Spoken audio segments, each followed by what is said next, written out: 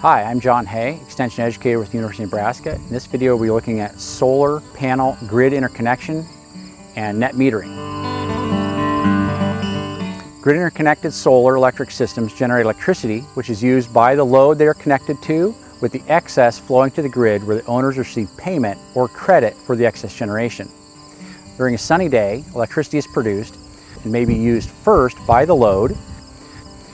If more electricity is needed than the solar array is producing, electricity may also flow from the grid. In the event the solar array is producing more than the load requires, the excess electricity flows to the grid and is used by other loads on the local grid system and is called excess generation.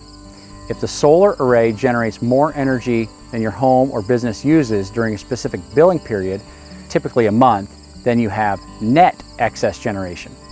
The value of the net excess generation will depend on your local utility's electricity rates for net metering. Solar electricity used by the load is valued at the retail rate as it replaces electricity which otherwise would have been purchased from the grid. If the system qualifies for net metering, the excess generation is tracked and subtracted from the grid purchases at the end of each billing period. If grid purchases are larger than the consumer's excess generation, then the customer will be billed for the net amount of the electricity.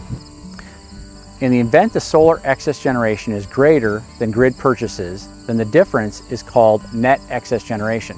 This difference is then credited to the customer by the utility at the local utility's net excess generation rate. Currently, Nebraska has a net metering statute requiring utilities to provide net metering.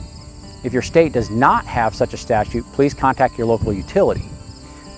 Using electricity generated by the solar electric system and minimizing electricity sent to the grid will maximize the economic return of the solar system. To accomplish this, analyze your electric use on a monthly basis for a year and size your solar array accordingly to minimize excess generation.